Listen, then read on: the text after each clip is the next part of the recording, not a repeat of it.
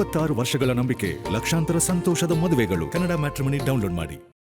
ಆದರೆ ವಾರಗಟ್ಲೆ ಮೂವೇ ಮಾಡದೆ ಪಾದಾಚಾರಿ ಮಾರ್ಗ ಅತಿಕ್ರಮಣ ಮಾಡಿ, ರಸ್ತೆ ಅತಿಕ್ರಮಣ ಮಾಡಿ ನಿಲ್ಲಿಸಿದ್ರೆ ಅವುಗಳನ್ನು ನಾವು ಕಾರ್ಯಾಚರಣೆ ಮಾಡಿ ತೆಗಿಬೇಕಾಗತ್ತೆ.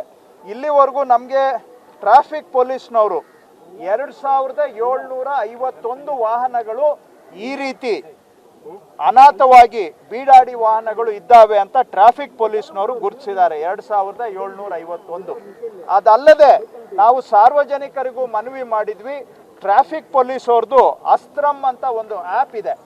ಆ್ಯಪ್ ಮುಖಾಂತರ ಎಲ್ಲಾದರೂ ಅನಾಥ ವಾಹನ, ಬೀಡಾಡಿ ವಾಹನ ಇದ್ದರೆ ಅದನ್ನು ನಮಗೆ ರಿಪೋರ್ಟ್ ಮಾಡೋದಕ್ಕೆ ಒಂದು ಆಪ್ಷನ್ ಕೊಟ್ಟಿದ್ವಿ. ಅದರ ಮುಖಾಂತರ 1498 ಈ ರೀತಿ ಅನಾಥ ವಾಹನಗಳಿದ್ದಾವೆ ಅಂತ ಸಾರ್ವಜನಿಕರು ನಮಗೆ ರಿಪೋರ್ಟ್ ಮಾಡಿದ್ದಾರೆ ಅಸ್ತ್ರಂ ಆ್ಯಪ್ ಮುಖಾಂತರ.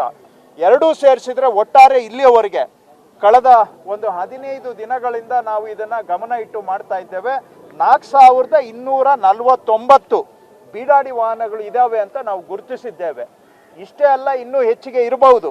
ಇವತ್ತು ನಾನು ಸಾರ್ವಜನಿಕರಲ್ಲಿ ಮನವಿ ಮಾಡ್ತಾ ಇದ್ದೇನೆ, ಅಸ್ತ್ರಂ ಟ್ರಾಫಿಕ್ ಪೊಲೀಸ್ನ ಅಸ್ತ್ರಂ ಆ್ಯಪನ್ನು ಮುಖಾಂತರ ತಾವು ಇಂಥ ಅನಾಥ ವಾಹನಗಳನ್ನು ರಿಪೋರ್ಟ್ ಮಾಡಿದರೆ ಅಲ್ಲೂ ಕೂಡ ನಮ್ಮ ಅಧಿಕಾರಿಗಳು ಇನ್ಸ್ಪೆಕ್ಷನ್ ಮಾಡ್ತಾರೆ. ಅದು ಅನಾಥ ವಾಹನ ಅಂತ ಕಂಡು ಬಂದರೆ ಅದಕ್ಕೂ ನೋಟಿಸ್ ಅಂಟಿಸ್ತೀವಿ. ಮುಂದಿನ ದಿನ ಅವುಗಳನ್ನು ತೆರವು ಮಾಡ್ತೇವೆ.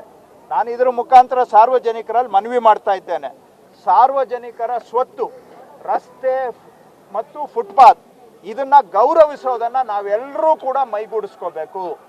ಆ ಸಾರ್ವಜನಿಕರ ಆಸ್ತಿಗಳನ್ನು ಅತಿಕ್ರಮಣ ಮಾಡಿದರೆ ನಾವು ಸುಮ್ಮನೆ ಇರೋದಕ್ಕಾಗೋದಿಲ್ಲ. ಇವೆಲ್ಲ ಟ್ರಾಫಿಕ್ ಪೊಲೀಸು ಸಾರ್ವಜನಿಕರು ರಿಪೋರ್ಟ್ ಮಾಡಿರೋದ್ರ ಪೈಕಿ ಇಲ್ಲಿವರೆಗೆ 1034 ವಾಹನಗಳಿಗೆ ನಾವು ಸ್ಟಿಕ್ಕರ್ ಅಂಟಿಸಿದ್ದೀವಿ. ಕಳೆದ ಒಂದು ವಾರದಿಂದ ಸ್ಟಿಕ್ಕರ್ ನೋಟಿಸ್ ಅಂಟಿಸಿದ್ದೇವೆ. ಅದರಲ್ಲಿ 72 ಜನ ಬಂದು ವಾಪಸ್ಸು ವೆಹಿಕಲನ್ನು ತಗೊಂಡಿದ್ದಾರೆ. ಇನ್ನು 1000 ಜನ ತಗೊಂಡಿಲ್ಲ. ಅವ್ರದ್ದು ನಾವು ನೋಟಿಸ್ ಅಂಟಿಸಿ 7 ದಿನ ಅಲ್ಲ, ಒಂದು ಎಕ್ಸ್ಟ್ರಾ 8 ದಿನ ಕೊಟ್ಟು 8 ದಿನದ ನಂತರ ಇವತ್ತು ತೆರವು ಮಾಡುವ ಕಾರ್ಯಾಚರಣೆ ಆರಂಭ ಮಾಡಿದ್ದೇವೆ. ದಿನನಿತ್ಯ ಇನ್ನು ಮೇಲೆ ಯಾರ್ಯಾರ್ದು 8 ದಿನ 9 ದಿನ ಆಗುತ್ತೆ ಅಂಥ ವಾಹನಗಳನ್ನು ನಾವು ತೆರವು ಮಾಡಿ ಸಿಟಿಯನ್ನು ಒಂಥರ ಈ ಗಲೀಜು ವಾಹನಗಳು ಗುಜರಿ ನೋಡೋದಕ್ಕೆ ಗುಜರಿ ಥರ ಆಗಬಾರ್ದು, ಸಿಟಿನೂ ಗುಜರಿ ಆಗಬಾರ್ದು.